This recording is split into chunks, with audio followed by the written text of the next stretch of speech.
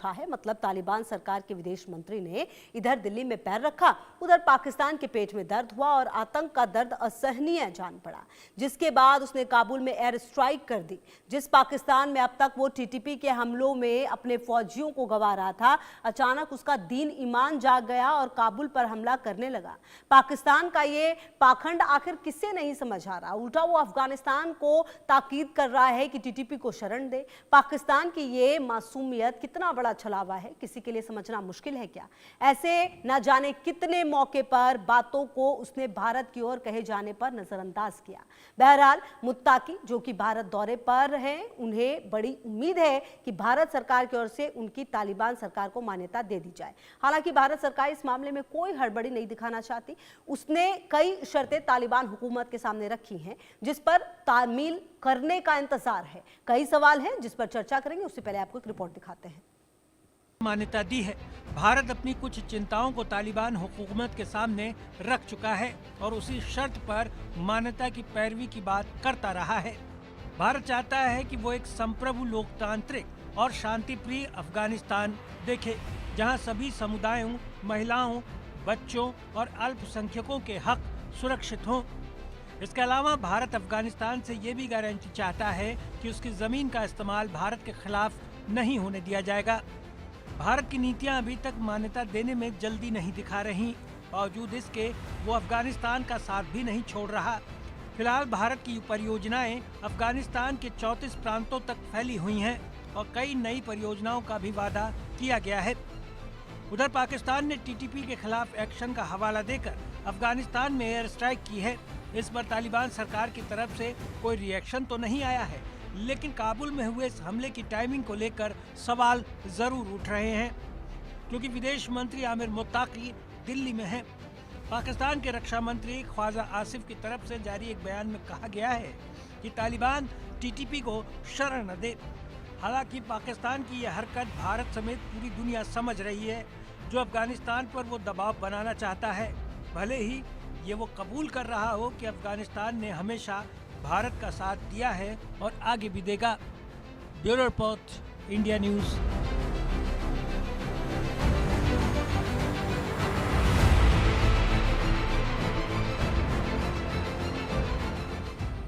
और अब जरा आपको बता देते हैं कि देश के क्या कुछ सवाल हैं। जी हाँ, देश का सवाल, अफगानिस्तान से भारत की नजदीकी पाकिस्तान की धड़कनें बढ़ाने वाली है।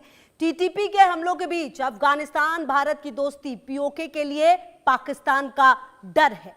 आतंक के खिलाफ अफगानिस्तान में पाकिस्तान की लड़ाई दिखावटी या फिर चेतावनी? तो ये देश के सवाल हैं जो आपके सामने हैं। और अब हम इस चर्चा की भी शुरुआत करेंगे, बातचीत भी करेंगे। और हमारे साथ major general retired Brijesh Kumar ji जुड़ गए, सीनियर डिफेंस एक्सपर्ट हैं। बहुत स्वागत है सर आपका। हमारे साथ सुहेल अहमद, पीओके जो एक्टिविस्ट हैं, वो भी जुड़े हुए हैं। बहुत स्वागत है आपका सुहेल जी। और इसी के साथ हमारे साथ हसन दुर्रानी जी, वरिष्ठ पत्रकार, पाकिस्तान से जुड़े हुए हैं। बहुत स्वागत है आपका भी। सबसे पहले आप ही के पास सर आते हुए कि जो ये पूरी स्थिति है उसको देखते हुए, जो ब्रिजेश जी, भारत के जो संबंध बढ़ रहे हैं, वो भारत क्योंकि बहुत ही सोच समझकर एक एक कदम उठा रहा है। हालांकि रूस ने जरूर मान्यता दे दी है अफगानिस्तान में तालिबान सरकार को, लेकिन भारत अपना टाइम ले रहा है। इस पूरे दौरे को सबसे पहले कैसे देखते हैं सर?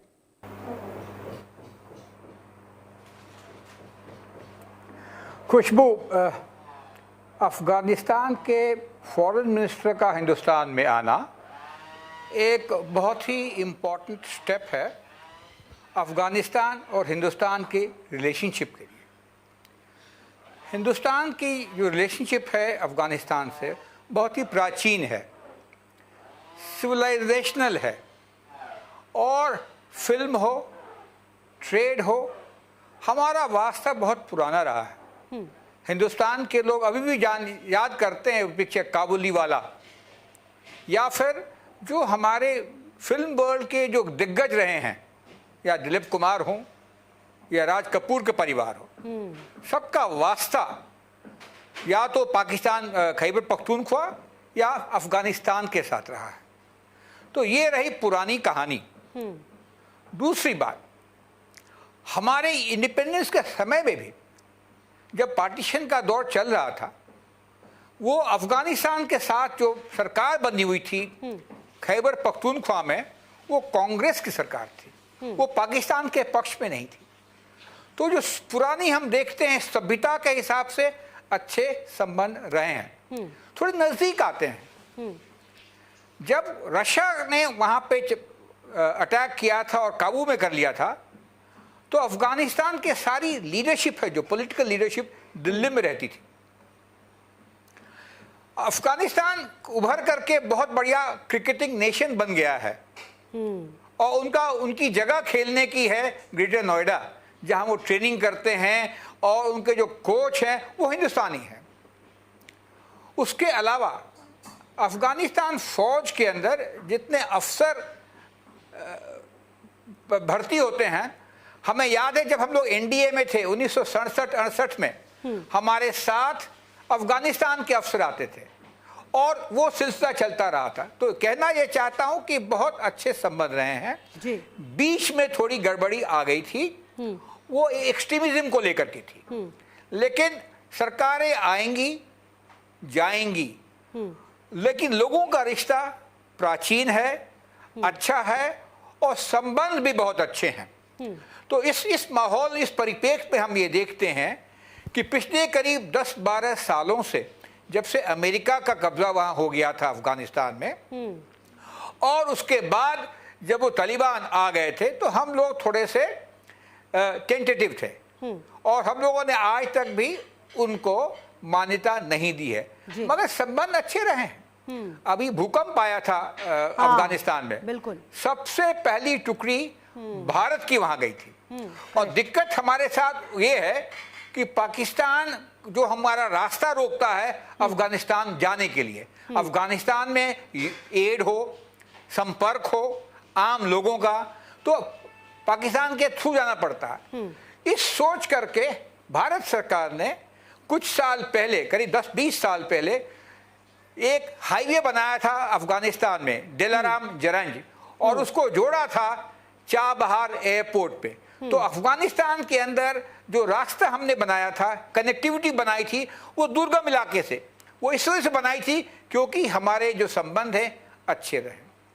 अभी आज के दौर में आते हैं, जब उनके फॉरेन मिनिस्टर आए हैं, स्वाभाविक है हम दोनों के बीच बातचीत बड़ी अच्छी हुई है। बिल्कुल। और फॉरेन मिनिस्टर की जो हमारे फॉरेन मिनिस्टर ने कहा है बहुत ही महत्वपूर्ण है। वो कहते हैं कि हम दोनों देश टेररिज्म से पीड़ित हैं और एक दूसरे को सहारा टेररिस्ट मामले में नहीं देंगे, जो कि हमारी रिक्वायरमेंट है।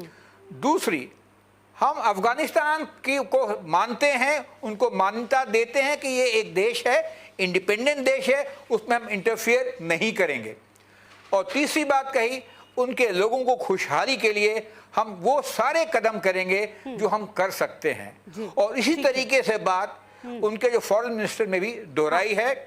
और मैं समझता हूं ये एक नया दौर है और बहुत चीजें रास्ते खोलेंगे। बिल्कुल। और ब्रिजेश, ऐसा लगता है कि ये एक नया दौर है और ये वक्त की जो डिमांड हम कह सकते हैं वो भी है, क्योंकि कहीं ना कहीं ऑपरेशन सिंदूर के बाद ये तो तय है कि साउथ एशिया में बहुत कुछ बदल गया है, जो राजनीति है वो भी काफ़ी कुछ बदल गई है, इससे भी हम इत्तेफाक रखते हैं। ठीक है सुहेल अहमद जी, ये जो पूरा दौरा है तालिबान के मंत्री का, इसको आप कैसे देखते हैं? और बात ये भी है कि जिस तरह से पिछले कुछ समय से अगर साउथ एशिया की आप बात करें तो यहाँ की राजनीति में बहुत ज़्यादा चेंजेस आए हैं। पिछले कुछ समय में कई देशों में तख्ता पलट हुआ है, उसका फ़ायदा कुछ देशों को मिल रहा है, कुछ देश उसमें अपना फ़ायदा ढूंढने की कोशिश कर रहे हैं। पहले बहुत बहुत शुक्रिया आपका खुशबू जी। देखिए, ये जो फॉरेन मिनिस्टर यहाँ इंडिया आए मैम, ये बहुत बड़ा आप देखेंगे बहुत सारे चेंजेस लेके आएंगे। क्योंकि ऐसा ये जो आए यहाँ पे 35-40 हमारे जो रिलेशन अच्छे तो थे, लेकिन ये इंडिया नहीं आ पाया। अब ये इंडिया जो आए मैम, ये बहुत सारे, क्योंकि एशिया की जो बात है, एशिया में आज की डेट में अगर एशिया में आपको अच्छे से रहना है तो तालिबान ये समझ चुके हैं भाई हमें हिंदुस्तान की जरूरत है। क्योंकि अगर आप देखेंगे हिंदुस्तान की जरूरत इनको इसे, क्योंकि एशिया में पूरे इस वक्त दुनिया ने लोहा माना है हिंदुस्तान का, और तालिबान का तो सवाल ही है, इन लोगों को तो मानना पड़ेगा। क्योंकि ये जानते हैं अगर हमको डेवलपमेंट में जाना, हमें आगे बढ़ना है, तो हमें हिंदुस्तान की जरूरत है, जो हमें बाकी लोग नहीं दे सकते, जो उनके पड़ोसी है जैसे पाकिस्तान, ये लोग जान चुके। तो इसलिए ये लोगों ने स्टेप लिया कि भाई हमें हिंदुस्तान के साथ, क्योंकि हमें हिंदुस्तान के साथ अच्छे से रहना पड़ेगा। पहले जो भी हुआ, मतलब आप देखेंगे 1990 में फिर कंधार, वो सब चीज़ें कैसे पूरा प्लान थी, वो कुछ उसमें चले, उसमें बाद में पता चला कि तालिबान का इन्वॉल्वमेंट था ही नहीं उसमें। कंधार भी हुआ तो जो हुआ, जो उसमें कोई तालिबान का इन्वॉल्वमेंट नहीं था, वो मसूद अजहर को ये। लेकिन ये लोग अब समझ चुके हैं कि ये मतलब हमारे लड़कों को यूज़ किया गया, मारा गया, और ये लोगों को समझ आया है अब कि यार हम लोग को मतलब अगर हमें अच्छे से रहना है, डेवलपमेंट पे जाना है, जैसे इंडिया में चल रहा है बेटी पढ़ाओ बेटी बचाओ, ये लोग भी समझ चुके हैं। क्योंकि आप देखेंगे कुछ साल पहले यही तालिबान वाले कहते थे भाई बेटी को नहीं पढ़ाना है। ये लोगों ने हिंदुस्तान से सीखा है, नहीं भाई एजुकेशन जरूरी है, अगर आप बेटियों को पढ़ाओगे तो आप आगे बढ़ोगे। तो आज की डेट में आप देखेंगे खुद वो तालिबान खुद लेके जाते हैं बच्चों को, स्कूल ले जाते हैं, पढ़ाई कराते हैं, खुद मतलब ये चेंज है। और ये चेंज एशिया में आया इंडिया की वजह से। जानते हैं लोग कि इंडिया ने एशिया को पूरा वर्ल्ड में चेंजेस हुए इंडिया की वजह से, एशिया में तो हुआ ही है। और ये लोग जानते हैं कि एशिया में हमें अगर अच्छे से रहना तो हिंदुस्तान को लेके हमें हिंदुस्तान के साथ जाना पड़ेगा, तब हम आगे बढ़ सकते हैं, नहीं तो यहीं रह जाएंगे। ठीक है, आती हूँ आपके पास सुहेल जी। हसन दुरानी जी, जो ये दौरा है तालिबान के मंत्री का, इसको कैसे देख रहे हैं, और कहीं ना कहीं क्या तालिबान को समझ में आ गया है कि उसके लिए क्या बेहतर है?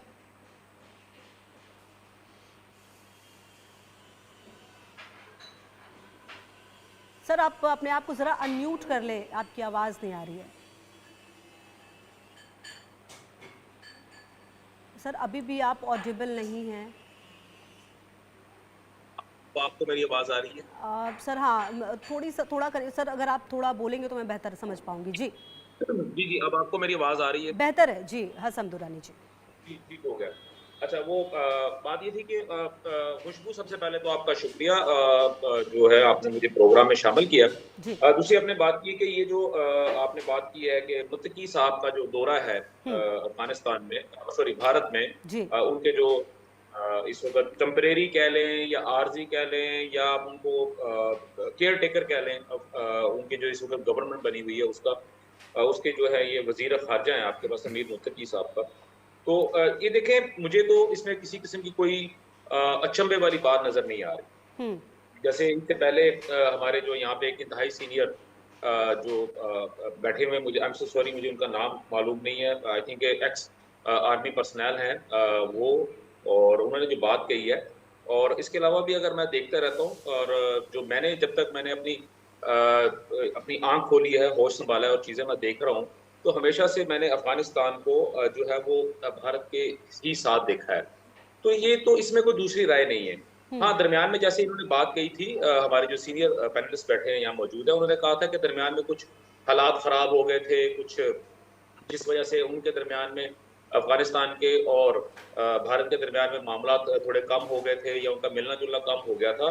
तो अब जो है वो दोबारा चीज़ें शुरू हो गई हैं, तो ठीक है, इट्स ओके, ये बहुत अच्छी बात है और होना भी चाहिए। और देखिए, खित्ते के अंदर दो ममालिक हैं अगर मौजूद हैं और आसपास मौजूद हैं, तो उनके आपस में मिलना जुलना और उनके आपस में मुज़ाकरात करना, उनका आपस में एक दूसरे को ट्रेड में हेल्प आउट करना, ये बहुत ज़रूरी है। लेकिन यहाँ पे जो है एक चीज़ जो है छोटी सी, वो मैं इसमें मेंशन करना चाहूँगा, विद ड्यू रिस्पेक्ट टू आपके एक्स आर्मी पर्सनल हैं उनके साथ। तो देखिए, पूरी दुनिया ये कहती है कि अफगानिस्तान जो है, जो सरजमीन है, वो दहशतगर्दों का गढ़ है। आईसिस के बारे में कहा जाता है कि वो वहाँ पे परवान चढ़ रही है, टीटीपी के बारे में कहा जाता है कि वो वहाँ पे परवान चढ़ रही है। इसके अलावा और भी बहुत सारे छोटे छोटे बहुत सारे ग्रुप्स हैं दहशतगर्दी के, जो कि पूरी दुनिया से निकले और उसके बाद वहाँ पे सेफ हेवन के तौर पे जो है वो अफगानिस्तान को इस्तेमाल कर रहे हैं। बल्कि वॉइस ऑफ अमेरिका की एक रिपोर्ट है, उसकी खबर है, उसके मुताबिक जो अफगानिस्तान जो जितने भी दहशतगर्द हैं, वो अफगान सरजमीन जो है उनके लिए एक पैराडाइज की शक्ल इख्तियार कर चुकी है और वहाँ पे वो फ्लरिश हो रहे हैं।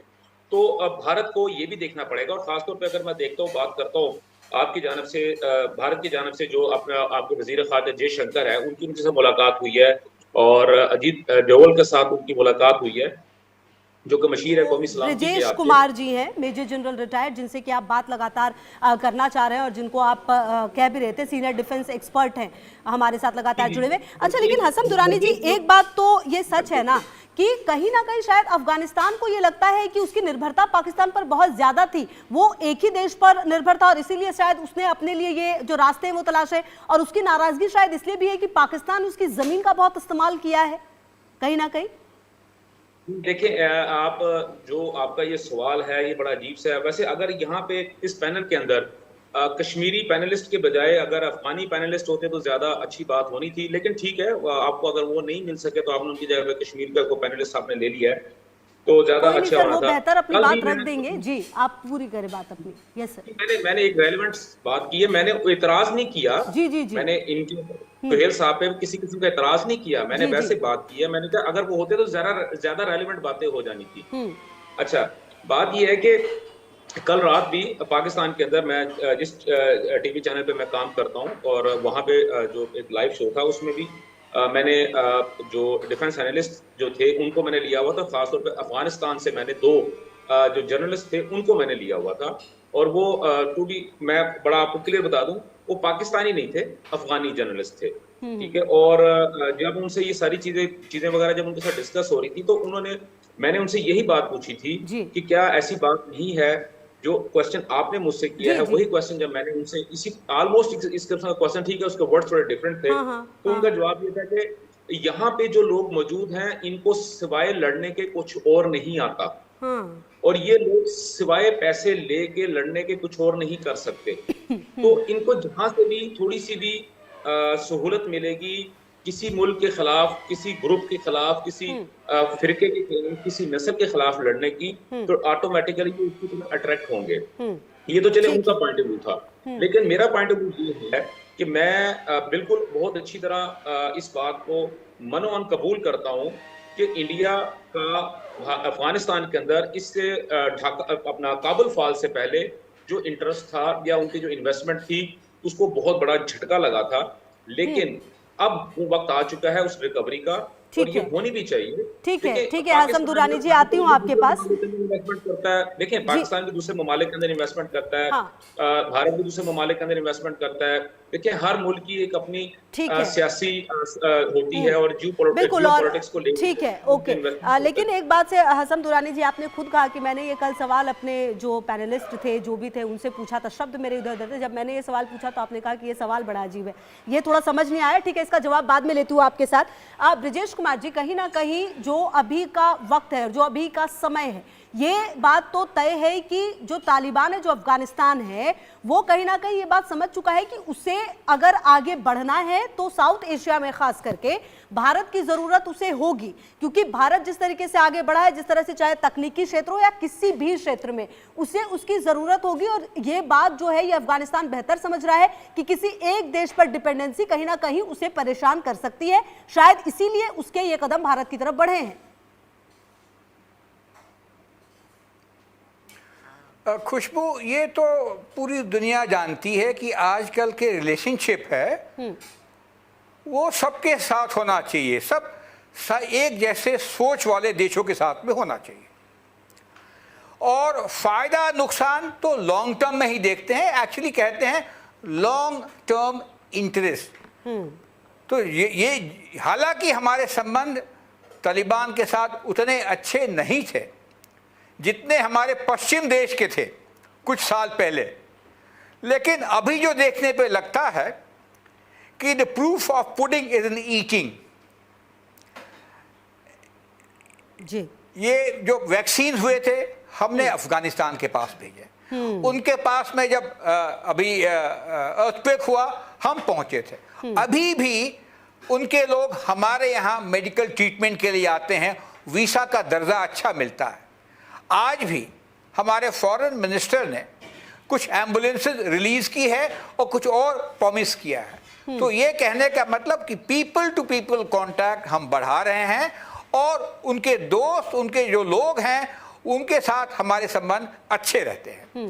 जहाँ तक कि तालिबान का साथ है, अभी आप देखेंगे तालिबान को पूरा सपोर्ट हमारे पश्चिम देश में दिया था जब वो ग्रो कर रहे थे, और जब उन्होंने अपनी क्या कहते हैं अफगानिस्तान में जब हुकूमत पाली तो हमारे पश्चिम नेबर को लगा ये तो हमारा मुआइंदा है, ये हमारा बैकयार्ड है, जो कि नहीं है। हर एक देश एक सॉवरेन कंट्री होता है और उसको उस हिसाब से डील करना चाहिए। सॉवरेन का मतलब है वो अपने फैसले खुद लेगा, वो अपनी सोच खुद करेगा। हाँ, मदद भी परस्पर होती है, एक तरफा नहीं हो सकती है। तो इस बात का दुख जरूर हमारे पश्चिम नेबर को सता रही है। और उसके बाद एक और बात, ये हमारे पश्चिम नेबर ने ही गुड तालिबान और बैड तालिबान की बातें की थी और क्रिएट भी किया था। अब ये बात अलग है कि वो उनको चुभ रहा है। वो जो तहरीके तालिबान पाकिस्तान है, जिनके एरिया ऑपरेशन अफगानिस्तान में है, वो उनको चुभ रहा है। मगर ये भी कहना दुरुस्त है कि हम हिंदुस्तान भी चाहता है कि एक अच्छी समन्वय बने साउथ एशियन कंट्रीज में, और हमारी एक्सेस हो ईरान के साथ में, हमारी एक्सेस हो सेंट्रल एशियन रिपब्लिक के साथ में, और उस तरीके से एक हम शायद एक्सपोर्ट हाईवे भी सोच रहे हैं। तो बहुत सारे बेनिफिट्स हैं, बहुत सारे पॉसिबिलिटीज हैं जब दो देश बैठ के बातें करती हैं अच्छे माहौल में और शुभ सोचती हैं और आगे देखती हैं। मैं समझता हूं वही एक घड़ी है, उससे ज्यादा अटकल लगाना मुश्किल है। बिल्कुल ठीक है, आती हूं आपके पास सर। सुहेल अहमद जी, ये जो पूरा अगर आप तालिबान को हम देखें तो तालिबान के लिए अब अभी फिलहाल जरूरी है कि वो आगे बढ़े, चाहे वो टेक के क्षेत्र में हो, चाहे वो फार्मा हो, चाहे वो डिजिटल हो, और उसके लिए शायद भारत से बेहतर विकल्प फिलहाल अगर आप देखें तो साउथ एशिया में नजर नहीं आता, और यही वजह है कि उसके कदम इस तरह से भारत की तरफ बढ़े हैं। जी, क्योंकि आप देखेंगे हर बार भारत तालिबान के साथ खड़ा रहा। जैसे अभी हमारे जनरल साहब ने कहा कि मतलब कोविड के टाइम पे खड़ा रहा, अभी रेस्क्यू ऑपरेशन की जरूरत थी, भारत खड़ा रहा। तो उनको भी पता है कि हमें अगर अच्छा होना है तो हमें भारत की जरूरत यहाँ पड़नी है। और जैसे मैं थोड़ा सा आपके माध्यम से, जैसे दुरानी साहब का अभी था, मैं उनकी बड़ी इज्जत करता हूँ, लेकिन मैं उनकी एक चीज़ मैं उनको कहूँ, मैं जैसे उन्होंने अभी कहा कि दहशतगर्दी, जैसे उन्होंने एक शब्द इस्तेमाल किया कि अफगान वहाँ पे दहशतगर्द है, अगर उनको कोई पैसा देगा तो उसी के साथ जाएंगे वो। ठीक है, तो क्या मैं दुरानी साहब से एक सवाल पूछना चाहता हूँ, क्या आप भी ऐसा करते थे कश्मीर में जब टेररिज्म था? आप भी वो लोग को इस्तेमाल करते थे तभी आपको ये चीज़ पता है? तो ये बात तो देखिए सुहेल जी, ये बात तो कहा ही जाता है कि अफगानिस्तान की जमीन का इस्तेमाल हुआ है। जी हसम दुरानी जी जवाब देना चाहेंगे? सर आपने कहा कि जो उन्हें पैसे दीजिए वो किसी भी तरफ हो जाएंगे। सवाल सुहेल अहमद जी का है कि क्या आपने भी इस तरह का प्रयोग किया है, क्योंकि आपको उनके नेचर के बारे में ज्यादा पता है फिर। जी सर वापस आपकी आवाज नहीं आ रही है। सॉरी मैंने म्यूट कर दिया था। असल में मैं अब आ रही आवाज। जी बाकी काम भी कर रहा हूँ थोड़ा फ्री नहीं था। कोई नहीं। अच्छा, सुहेल साहब ने जो बात की है वो ठीक है, उनके अपने हिसाब से बिल्कुल ठीक है, लेकिन मैं सिर्फ पूछना ये, जिस तरह इन्होंने मुझसे एक क्वेश्चन किया है, मुझे एक छोटी सी बात बताएं कि क्या ये एक बात कर रहे हैं कि जो कश्मीर के अंदर इंसर्जेंसी है वो अफगानिस्तान के थ्रू होती रही है? तो अगर ये इस बात को मानते हैं तो फिर ये इसका मतलब है ये बिल्कुल इस बात को डिनाई कर रहे हैं जो भारत का नैरेटिव है कि पाकिस्तान से इंसर्जेंसी होती है, जो पाकिस्तान का जो पाकिस्तानी कश्मीर है वहां से, आज़ाद कश्मीर से या पाकिस्तान के दूसरे इलाकों से जो भारत के अंदर या आपके कश्मीर के अंदर जो इंसर्जेंसी होती है, जो दहशतगर्दी होती है, वो इस इलाके से होती है। तो इनका जो अभी जो क्वेश्चन है, ये इनका ये जो बयान है, ये बेसिकली भारत के नैरेटिव के बिल्कुल अगेंस्ट है। सुहेल अहमद जी, आप सुहेल अहमद जी के सवाल को नहीं समझे हसम दुरानी जी। नहीं, गलत समझ गए सर। उनका सवाल नहीं, सुनिए हसम दुरानी जी, अरे सर आप गलत सवाल समझ गए। उनका सवाल ये था सर, एक मिनट मैं क्लियर कर दूं। एक सेकंड सुहेल अहमद जी, एक सेकंड रुकिए, एक रुकिए। आप उल्टा बोल रहे हो। मैं क्लियर कर देती हूँ। सुहेल अहमद जी एक सेकंड सर। हसम दुरानी जी सर एक सेकंड। सुहेल अहमद जी ने ये पूछा, हसम दुरानी जी आपने अभी से पहले जब हम चर्चा कर रहे थे थोड़ी देर पहले आपने ये कहा कि अफगानिस्तान जो है, जो तालिबान, उसको पैसे दीजिए वो उसी की तरफ चला जाता है, किसी के लिए वो गन उठा लेता है, कुछ भी कर लेता है। क्या आपको ये पता था और इसीलिए आपने उनका इस्तेमाल लगातार दहशतगर्दी फैलाने में किया है? ये सवाल सुहेल अहमद जी का है। जी हसम दुरानी जी अब दे जवाब। मेरे अल्हम्दुलिल्लाह मेरे कान काम करते हैं, मेरे काम बिल्कुल काम करते हैं। आप बेशक जो है अभी बाद में रिकॉर्डिंग भी सुन लीजिएगा आपके इस प्रोग्राम की, मेरे पास आपका लाइव प्रोग्राम भी चल रहा है। सुहेल साहब ने बड़े बाशगाफ अल्फाज में ये बात की है, कश्मीर का उन्होंने नाम दिया है, ठीक है। अब अगर देखिए होता है फिरते जज्बात में कुछ बातें मुंह से निकल जाती हैं, लेकिन इंसान का पता उसी वक्त लगता है कि जब वो जज्बात में अपने अल्फाज को कंट्रोल करता है। देखिए बहादुर शाह जफर का एक शेर है कि जफर आदमी उसको हरगिज ना जानिए, जफर आदमी उसको हरगिज ना जानिए जिसे ऐश में याद खुदा न रही, जिसे तैश में खौफ खुदा न रहा। तो सुहेल साहब आपके लिए ये है कि ठीक है, आपने जो इल्जाम लगाना या बात करनी बिल्कुल कीजिए, लेकिन काइंडली जरा थोड़ा सा हसम सोच दुरानी समझ जी, के आप कीजिए। समझे ही नहीं सर, आप अभी तक नहीं समझ पाए एक्चुअली कि क्या बात हुई और क्या आपने जवाब दिया। कुल मिलाकर सर कहना ये है कि अच्छा सुहेल अहमद जी, एक बार सुहेल अहमद जी को सुन लेते, फिर हसम दुरानी जी अपना जवाब दे दीजिएगा। हसम दुरानी जी एक सेकंड, सुहेल अहमद जी को सुन लीजिए, एक सेकंड हसम दुरानी जी, एक सेकंड हसम दुरानी जी, एक सेकंड सुहेल अहमद जी को सुन लेते, उसके बाद आप जवाब दे दीजिएगा। जी सुहेल अहमद जी अपनी बात रखिए। आपका मैं बोल रहा हूं, मैंने पहले बोला कि मैं आपकी बड़ी इज्जत करता हूं, आप एक सीएम है, मैं वही कह रहा था आपको, लेकिन मैं ये कह रहा हूं कि अगर आपने कहा कि अफगानिस्तान के किसी मतलब जो दहशतगर्द वहां पे अगर वो लोग को पैसा दिया जाए तो किसी वो कहीं भी चले उधर चले जाएंगे जो उनको पैसा देगा, ठीक है। मेरा ये कहना है क्या आप लोग भी पाकिस्तान हिंदुस्तान के खिलाफ वो लोग को पैसा देके इस्तेमाल कर रहे थे? सर देखिए, हमें जरूरत ही कोई नहीं है, हमें जरूरत ही कोई नहीं, क्योंकि हम लोग खुद जो है उन लोगों के हाथों बहुत बुरी तरह डैमेज हो चुके हैं। हसन दुरानी साहब ऐसा मत कहिए, यहाँ पे आपकी बात मुकम्मल होगी, जरूरत आपके हसन दुरानी साहब। अच्छा सुहेल अहमद जी सुन लीजिए पहले उनको, हसम दुरानी जी को सुन लेते हैं, उसके बाद सर वापस आ जाइएगा। आपको नहीं अभी इसका सवाल का जवाब आपको जरूरत नहीं, मैं इसको इनके सबूत के साथ दूंगा। इनके पाकिस्तान जेल में एक बंदा कैद था जो अफगानिस्तान का रहने वाला था, ठीक है, जिसका नाम जन्नत गुल था। अब मैं इनको बताता हूं इनकी सच्चाई।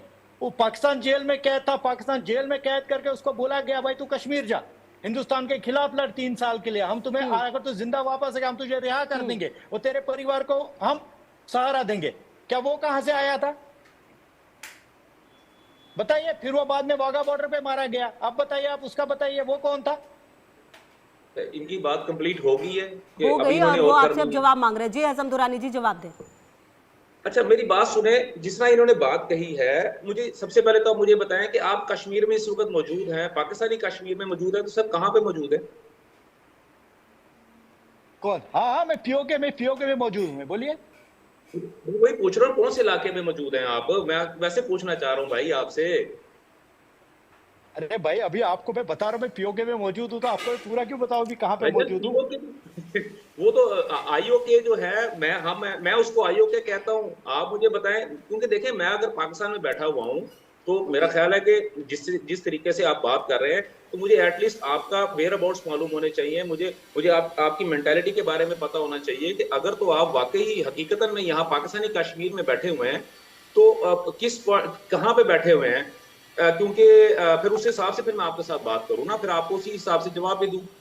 देखिए हसम दुरानी जी, मैंने जो आपको सवाल किया, आपने सवाल बताया, मैंने सुनिए दुरानी साहब, मैंने आपको जो सवाल किया आपने आतंकवाद, हमने तो हम तो देखिए बात क्या है ना कि हसम दुरानी जी ये बस ऐसे ही खींचने वाली बात है। आपसे एक सवाल किया गया सर, आप उसका जवाब देके आराम से आगे बढ़ सकते थे। बहरहाल ठीक है, ये देखिए ये बस बेवजह में, देखिए हम सही चर्चा कर रहे थे और बेवजह में अब आप सवाल का जवाब ना देकर आप चाह रहे, ठीक है हसम दुरानी जी, ठीक है दे दें खुशबू, प्लीज 1 मिनट, सिर्फ प्लीज 1 मिनट दे दें। ये 3 दिन पहले ये एक चैनल के ऊपर बैठे हुए थे कश्मीर एक्शन कमेटी के मेंबर बन के, ठीक है। जब पाकिस्तान के अंदर, यहाँ पे पाकिस्तानी कश्मीर के अंदर कश्मीर एक्शन कमेटी के काम हो रहे थे, वहां पे कश्मीर एक्शन कमेटी के मेंबर बन के बैठे हुए थे और ये मेरे साथ प्रोग्राम के अंदर शायद बात कर रहे थे। तो कश्मीर एक्शन कमेटी वालों ने मुझसे राब्ता किया और उन्होंने मुझे खुद कहा कि भाई ये हमारा है ही नहीं। आपको तो बड़ा राब्ता करते रहते हैं, आपको तो बहुत राब्ता करते रहते हैं। हाँ मुझे नहीं समझ रही कौन से तो बहुत राब्ता करते रहते हैं। ये बात हो गई ना हसम दुरानी जी की ये अब आप किसी की उस पे सवाल उठा रहे हैं, आप सवाल का जवाब नहीं दे रहे। अरे आपको जो सवाल, सुनिए, आपने सवाल किया आतंकवाद, आपने दहशतगर्दी की बात की, मैंने दहशतगर्दी का आपको वापस उसका जवाब मांगा, तो वो कौन था मुझे वो बताइए ना। फिर आपसे बड़ी प्यार से बात की थी, बड़े तहम्मुल से आपके साथ बात की। मैं रेस्पेक्ट करता हूं आपकी, मैं इज्जत से बात करता हूं, इज्जत करता हूं आपकी, ऐसी बात नहीं है। मैंने आपने जो कहा मैंने आपको उसका जवाब मांगा। आपको 1 मिनट सर सुन ले ना सोहेल भाई, सुन ले सोहेल भाई, आप जरा तहम्मुल से सुन लें। लास्ट टाइम आपका इंट्रोडक्शन यहाँ पे हो रहा था, मैं उस इंडियन चैनल पे अगर आप कहते हैं तो मैं उसका नाम भी ले देता हूँ ना, आपको भी पता है कौन सर से फिर चैनल पे आप आप वापस उसी कश्मीर एक्शन बात पे आ गए कमेटी हसम दुरानी जी। देखिए सर, ये कोई ठीक है। चर्चा सही मैं- नहीं जा रही है ना, ये टाइम मैं आपको वेस्ट हो रहा है। खुशबू, मैं आपको ये बताने की कोशिश कर रहा हूँ कि रेलिवेंट बंदे होने चाहिए। सर रेलिवेंट ही irrelevant है, वो बंदे बैठकर रोड अपनी पर- बात रख रहे हैं, वो रेलिवेंट ही है। आप कैसे ये तय कर रहे हैं कि वो रेलिवेंट भाई, नहीं है? क्योंकि मैंने वो आपके हिसाब से नहीं बात करेंगे तो वो आपको रेलिवेंट सवाल नहीं किया होंगे। ना। वो आपके मैं हिसाब मतलब से नहीं आपको बात क्या करेंगे तो वो बोलूं? रेलिवेंट नहीं होंगे। क्या बात कर रहे हैं सर? ठीक है, देखिए, मैं- आप दोनों के पास मैं आती हूँ मैं, आपसे प्लीज बताऊं, आप दोनों के पास आपसे आती हूँ। देखिए बताऊं, बहुत ज्यादा, मेरी उनसे ये बहुत टाइम मेरी को आपकी ना, प्रोडक्शन टीम से टाइम गुजारिश है एक्चुअली कि देखिए जो ऐसे दर्शक दो बैठते हैं ना, नंबर irrelevant देखिए बंदे हसम दुरानी जी, अपने सुहेल अहमद जी, मुद्दे एक को सेकेंड मारते एक सेकेंड। हैं। देखिए जो जैसे दर्शक बैठते हैं उनका समय बहुत कीमती है, वो चाहते हैं कि जब चर्चा हो रही है तो कुछ सही बात सामने निकल कर आए। प्लीज प्लीज आती हूँ ब्रिजेश कुमार जी। ठीक है सर, जो ये ब्रिजेश कुमार जी, साहब जैसे बड़े लोगों के सामने इस जैसे लोगों को मत बैठाएं। हसम दुरानी जी, हसम दुरानी जी, हसम दुरानी जी, हसम अरे दुरानी क्योंकि जी आप प्लीज। इसलिए बोल रहे हैं ना क्योंकि ठीक है। आपको अंदर तक बात पहुंचती क्या है ना ये मेरी आप बात सीधी चर्चा लगती है चल रही है आपको। और उस पर बातचीत हो रही है, आप बेवजह में चीजों को बहुत ही दूसरी तरफ लेकर जा रहे हैं। प्लीज आप दोनों जरा सा शांत हो जाए, शांत हो जाइए जरा। ऐसा नहीं होता कि जो आपके हिसाब से नहीं है वो सही नहीं है, जो आपके हिसाब से होगा वही सही होगा, ये सही नहीं है। और कहीं ना कहीं देखिए ब्रिजेश कुमार जी, सर जो सवाल उठाए गए सुहेल अहमद की तरफ से, अब जवाब उसका हसम दुरानी जी दे नहीं दे, वो उनसे अलग तरीके के सवाल कर रहे हैं। लेकिन कहीं ना कहीं जो बात कही जा रही है कि भाई जो अफगानिस्तान है, जो तालिबान है, मतलब वहां पर सरकार, आप पैसे दीजिए वो किसी की तरफ से भी लड़ लेंगे भाई, तो क्या उसकी जमीन का तो इस्तेमाल किया ही गया है पाकिस्तान की तरफ से, सालों साल किया गया है। देखिए वही नहीं, हमारा जो पश्चिम नेबर है वो हमेशा यही करता रहा है। और जब आप अफगानिस्तान में तख्ता पलटा था, पहले जब रशियन आए थे तो अमेरिकन्स के पैसे लेकर के वहाँ ये लड़ाई करता था। जब अमेरिकन्स आ गए तो बात अलग हो गई। इनफैक्ट कहानी ये है, पैसे या ना पैसे, पाकिस्तान आर्मी जो है वो देश को ओन करती है। वो जो गलतफहमी फैलाती है कि इस्लाम है और हम इस्लाम पसंद हैं, उनका एक ही मतलब है, हिंदुस्तान से दुश्मनी। हिंदुस्तान से दुश्मनी रहेगी तो सेना का रेलेवेंस रहेगा और पाकिस्तान आर्मी पाकिस्तान कंट्री को, स्टेट को हर एक तरीके से कब्जा करके रखा हुआ है। वो पावरफुल इतने हैं, इलेक्शन कराते हैं, जिसको जिताना होता है वो जिताते हैं, पॉलिसी उनके पास में रहती है और इस तरह की कहानी है। तो जो हमारा पश्चिम नेबर रहा है वो तो बहुत ही खुराफाती रहा है। और हम लोगों ने ये भी देखा है 9/11 के जब घटना हुई थी, उसका मेन कलाकार काकुल में पाकिस्तान मिलिट्री एकेडमी के बगल में पकड़ा गया था। सो इस तरह की बातें तो बहुत पुरानी हो चुकी हैं और एक दूसरे को cat caring calling up kettle black is not worth it. और इस वजह से इसकी ये हालत भी है कि ये पैसे लेके ये कुछ भी कर सकते हैं। सेना के अधिकारी खुद बहुत रुच हैं, उनका पाई हर एक चीज़ में है। फौजी फाउंडेशन हो तो, डिफेंस हाउसिंग स्कीम हो तो, सहारिया फाउंडेशन हो तो, एयरफोर्स, नेवी, उस तरह के जो उनके फाउंडेशंस हैं, उनकी जो अर्निंग है करीब 15 बिलियन US$ के पास में है। ये खब कहाँ से आई है?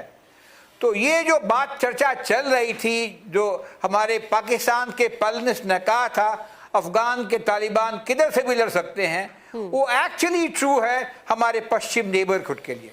और एक बार से नहीं है जी। ये हम करीब 40-45 वर्षों से देख रहे हैं। और उसका हालत क्या हुआ है कि वहां पे वो बैंकक्रप्ट हो रखे हैं, इकॉनमी बहुत चौपट हो रखी है। तो इस तरह की कहानी है। और जो डेमोक्रेसी नाम की चीज है, जनता को जो मिलना चाहिए, जनता का जो शासन है, वो टोटली मिसिंग है।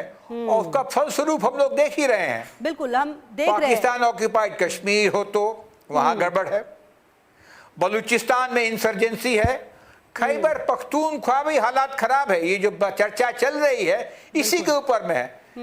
टीटीके जो है वो पाकिस्तान के अंदर गड़बड़ कर रहा। तो ये है पूरी कहानी और पूरी दुनिया को ये मालूम है। जी, बाकी यस, जो नए लोग हैं, जो नई चीजें हैं, वो समझ सकते हैं और उस चीज को फैक्टर करते हैं कि जब आगे बढ़ते हैं तो अपने जनता के खुशहाली के लिए काम करे, सच सरकार दे और इस तरह की गड़बड़ ना करे, नहीं तो हम पर्सना नॉन ग्राटा हैं। ये बहुत इंपॉर्टेंट भी हो जाता है। अच्छा सुहेल और अहमद जी ये देखिए, एक अच्छा जी सर, बात पूरी करें अपनी, ब्रिजेश जी। तो ये मैं कह रहा था कि पाकिस्तान के अंदर जो इतना खौफ फैला रखा है, इनको चाहिए गवर्नेंस के लिए, उनके चाहिए अपने लोगों की देखभाल करें, उनकी खुशहाली हो। ये कमी तो रही है कहीं ना कहीं, और पिछले कुछ समय से ये थोड़ी ज्यादा ही देखने को मिली है। कई प्रांतों में जो है वो देखने को मिली है। शायद इस बात से हसन दुरानी जी भी जरूर इत्तेफाक रखेंगे। मैं आऊंगी उनके पास। सुहेल अहमद जी देखिए, जो अफगानिस्तान है, जो मुत्ताकी, वो ये कह रहे हैं कि 40 साल के बाद अमन मिला है और काबुल के विकास में भारत की बहुत बड़ी भूमिका रही है। कहीं ना कहीं देखिए, आप माने ना माने और आप चाहे ना चाहे, कई ऐसे पक्ष होते हैं, लेकिन कुछ चीजें होती है जो बिल्कुल सच होती है और वो कहीं ना कहीं से सामने आती है। आप देखिए कि अफगानिस्तान ये मान रहा है कि 40 साल के बाद उसे जो अमन है वो मिला है। जी, ये सच्चाई है। अभी आप देखेंगे 40 सालों से वो झेल रहे थे, बहुत तकलीफें झेल रहे थे वो लोग। अब वो लोग को 40 साल के बाद वो लोग को मिला है जो अमन, जो वो लोग लग रहा है वो लोग को नहीं यार अब हमें छुटकारा मिल रहा है हर चीज से और हमें अमन तरक्की की तरफ जाना है। 40 साल के बाद वो लोग कह रहे हैं खुद कि भाई 40 साल के बाद हमें अब अमन मिला है और हमें मतलब भाईचारे से रहना, हमें पड़ोसी जो हमारे मतलब पड़ोसी रहते हैं उनके साथ अच्छे से रहना है। लेकिन कुछ लोगों को पेट में दुखता है, वो पेट में दर्द तो होता है कुछ लोग को, यार क्यों ये लोग क्यों जाए, क्योंकि अभी ये जैसे तालिबान अभी इंडिया के साथ अच्छा रिलेशन करना चाहता है, हमारे जो पड़ोसी बैठे हैं वो कर रहे होंगे भाई क्यों कर रहा है, नहीं होना चाहिए, ये चीज़ होनी नहीं चाहिए। तो बस यही चीज़ चलती रहेगी। मैम ये जो चीज़ हो रही वही हो रही, इसलिए सबको मतलब फिर पेट में दर्द हो रहा है। अगर सच्चाई को तो पेट में दर्द हो जाता है कि क्यों कही सच्चाई यही है कि अभी जो हो रहा है ये अभी पूरी दुनिया देख रही है और दुनिया ने लोहा माना है हिंदुस्तान का और हमें भी एक्सेप्ट करना पड़ेगा, हम पीओके वाले एक्सेप्ट करना पड़ेगा कि हिंदुस्तान एक बहुत बड़ी अगले कुछ सालों के अंदर आप देखेंगे दुनिया की सबसे शक्तिशाली कंट्री होगी। पूरी दुनिया ने अभी माना है, लेकिन अगले कुछ सालों में आप देखा पूरी दुनिया ये चीज मानेगी, पूरी हर एक, चाहे वो यूएसए आप किसी को भी लीजिए, इस वक्त भारत जो तरक्की की तरफ जा रहा, हर एक कंट्री उनके साथ जुड़ना चाहती है। तो हम क्यों बैठे पीछे, हमें भी उनके साथ आतंकवाद, यहाँ पे आतंकवाद खत्म करके हमें भी हाथ बढ़ाना चाहिए दोस्ती का। बिल्कुल। और बैठे यहाँ पे आते हमें आतंकवाद खत्म, हमें हिंदुस्तान तो एक ही चीज कहती है ना भाई आप आतंकवाद खत्म करो, तरक्की की तरफ आते हैं दोनों में, हम वही चाहते हैं ना। हिंदुस्तान ये तो नहीं कह रहा कि आप ये करो कभी छेड़ रहे, वो तो वही एक ही चीज कह रही ना हिंदुस्तान, भाई आतंक कैंप आप बंद करो, हम पड़ोसी अच्छे से रहेंगे। बिल्कुल, देखिए ये बात तो तय है कि जो आतंकवाद है और जो बातचीत है वो दोनों एक साथ नहीं हो सकती। अच्छा हसन दुरानी जी, अफगानिस्तान ये मान रहा है कि उसे 40 साल के बाद अमन मिला है, अफगानिस्तान ये भी मानता है कि काबुल के विकास में भारत की बहुत बड़ी भूमिका है। कहीं ना कहीं अफगानिस्तान शायद ये समझ रहा है कि अगर उसे बेहतर देश बनने की दिशा में आगे बढ़ना है तो उसे भारत की मदद लगेगी। हाँ जी बिल्कुल ठीक है, मुझे तो इसमें कोई दूसरी राय नहीं है। लेकिन बात यह है कि देखिए ब्रजेश साहब ने जो बातें की हैं, मैं उनकी बातों से किसी हद तक मैं एग्री भी करता हूँ।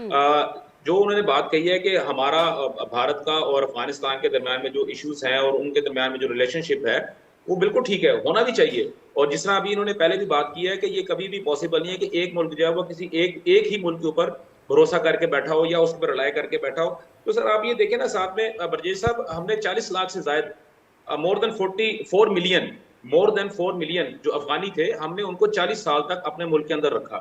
तो हमारे अलावा कौन सा ऐसा मुल्क था जिसके ऊपर वो रिलाय कर सकते थे? ठीक है, वो आपके मुल्क के अंदर भी आए, आपने भी उनको पनाह दी, लेकिन आप ये चीज देखें कि आपने जब उनको पनाह दी तो आपने उनको एक रिस्ट्रिक्टेड एरियाज के अंदर ही रखा, जबकि हम लोगों ने उनको ये किया कि हम लोगों ने उनको अपने भाई के तौर पे इजाजत दे दी और वो हर जगह पे वो पेनिट्रेट करना शुरू हो गए। अब कराची के अंदर अगर आप देख रहे हैं, इस्लामाबाद के अंदर देख रहे हैं, लाहौर में देख रहे हैं, मुल्तान में देख रहे हैं, इसके अलावा पंजाब के जो हमारा प्रोविंस पंजाब है, अगर मैं आपको लेके जाऊं, हमारे जो देही इलाके हैं, जो हमारा जिसपर के एरियाज हैं, तो वहाँ पे जो है इनकी बहुत बड़ी जो है ना आबादियां और उनकी बस्तियां आबाद हैं, जो कि पिछले 40 साल से यहाँ पर रह रहे हैं। अच्छा, दूसरी बात यह है कि अफगानिस्तान अगर भारत के साथ उसका किसी किस्म का कोलैबोरेशन होता है तो बिल्कुल बहुत अच्छी बात है। भारत अगर जैसे जो सुनने में ये आ रहा है कि वो मैंने तो यहाँ तक भी सुना है, वो ये जो है ना, आप जरा इसको कंफर्म कीजिएगा कि आपने उनको ये ऑफर किया है कि वो ब्रह्मोस तैयारे जो मिसाइल है आप उनको दे रहे हैं, ब्रह्मोस भी आप उनको दे रहे हैं, उसके अलावा आप अपने तैयारे जो है विद पायलट्स जो है वो भी आप उनको देने की उनके दरमियान में बातचीत चल रही है, उनको सिक्योरिटी, इंटरनल सिक्योरिटी और एक्सटर्नल सिक्योरिटी के लिए। तो ये बहुत अच्छी बात है, आप बिल्कुल दें, क्योंकि आप का मुल्क जो है वो बहुत बड़ी इकोनॉमी है। जैसे चंद दिन पहले की बात है तो मुझे एक प्रोग्राम के अंदर ये बताया जा रहा था कि चौथी दुनिया की सबसे बड़ी इकोनॉमी जो है वो भारत की है और अनकरीब जो है वो तीसरी बनने वाली है। तो बहुत अच्छी बात है, आपके पास पैसा है, आप उस पैसे को यूटिलाइज कीजिए। 4 बहा जो है अगर आपके हाथ से निकल गई है तो आपके पास अफगानिस्तान है। दूसरी बात है कि अफगानिस्तान के अंदर अगर आप लोग आते हैं और आपका शमूलियत जो है अफगानिस्तान के अंदर आना जाना आपका आसान हो जाता है, तो फिर आप वहां से इजीली जो चाइना के साथ अफगानिस्तान के जो मामलात हैं, जो कि उन्होंने उसको डायरेक्टली सी पैक के अंदर भी वो चीजों को लेके आ रहे हैं, तो वहां से सी पैक जो है आप उसको भी यूटिलाइज कर सकते हैं। तो ये चीजें जो है किसी तरह भी कोई गलत या नेगेटिव जो है चीजों के ऊपर नहीं जाएंगी। ये ऑटोमेटिक चीजों को, इसका मतलब ये होगा कि अगर अफगानिस्तान और भारत अगर इकट्ठे हो जाते हैं और उनके दोनों के इंटरेस्ट सेम हो जाते हैं, खासतौर पर फाइनेंशियल इंटरेस्ट अगर उनके सेम हो जाते हैं, तो वो बहुत अच्छी बात है। लेकिन मेरा एक बहुत बड़ा क्वेश्चन मेरा अभी भी एक बहुत बड़ा क्वेश्चन मार्क यहाँ पे मौजूद है। जब पूरी दुनिया ये कह रही है, अमेरिका ये कह रहा है, बरतानिया ये कह रहा है और यूरोपियन यूनियन ये कह रही है कि अफगानिस्तान एक टेररिस्ट स्टेट है, तो फिर भारत को उसके साथ उठना बैठने में थोड़े से अभी अपने आप को अब देखिए, यही तो बात हो गई ना हसम दुरानी जी। ठीक है, आप ये कह रहे हैं, अच्छा कंप्लीट हसम दुरानी जी को जवाब भी दीजिएगा ब्रिजेश कुमार जी, क्योंकि कहीं ना कहीं ठीक है, जब अगर आप ये कहते हैं कि आपने 40 साल उनको पाला है, तो फिर आप अपनी ही बात में तो सर वही वाली बात हो गई ना, क्या आपने आतंकवादियों को इतने सालों तक पाल रखा था, आपको ये पता था वो आतंकवादी, और फिर भी आप पाल रहे थे अलग अलग जगहों पर 40 साल तक। देखिए खुशबू, ऐसा बिल्कुल नहीं होता। ऐसा बिल्कुल नहीं होता। हाँ, 2 चीज मैं बताना चाहूंगा। सर एक बारी ब्रिजेश जी को सुन लो, मैं फिर आती हूँ आपके पास हसम दुरानी जी। जी सर। हसन दुरानी साहब ने कहा कि हम उनको कोई मिसाइल दे रहे हैं या क्या कहते हैं, तो वैसा कोई आर्म्स की डील उनके साथ नहीं है। ठीक है। उनके साथ हमारी डीलिंग जो है ये एक पहला कदम है। देखिए, अभी तक अफगानिस्तान अकेला पड़ा हुआ था जब से तालिबान वहाँ पे आए हैं। रशिया एक पहला देश है जिसने उसको रिकॉग्नाइज किया है जुलाई के महीने में। तो धीरे धीरे जब वो मिलेंगे, बातचीत करेंगे, उनकी चीज़ें समझ में आएंगी तो बदलावट होगी। मैं आपको ये भी बता दूं कि सीरिया के अंदर भी जो शासन हुआ है वो पुराने ISIS के लोग हैं, लेकिन अमेरिका ने पहली बार उनसे बातचीत की जब पुरानी हुकूमत चली गई। तो फॉरेन पॉलिसी में रिश्ते बदलते रहते हैं और इंटरेस्ट देश का परमानेंट रहता है, कोई और चीज परमानेंट नहीं है। देश की इंटरेस्ट परमानेंट होती है और देश के लोगों के हित के लिए या उनके हित के हिसाब से अपनी पॉलिसी बदलते हैं। और आज की दुनिया में जब जियो स्ट्रेटेजिक एनवायरनमेंट इतना कंफ्यूजन वाला है, तो स्वाभाविक है हर एक देश इस होड़ में जुड़ा हुआ है, कैसे हम किस लोगों के साथ मिल करके हम आगे बढ़ सकते हैं, अपने लोगों को खुशहाली देख सकते हैं, ये उसका मतलब है।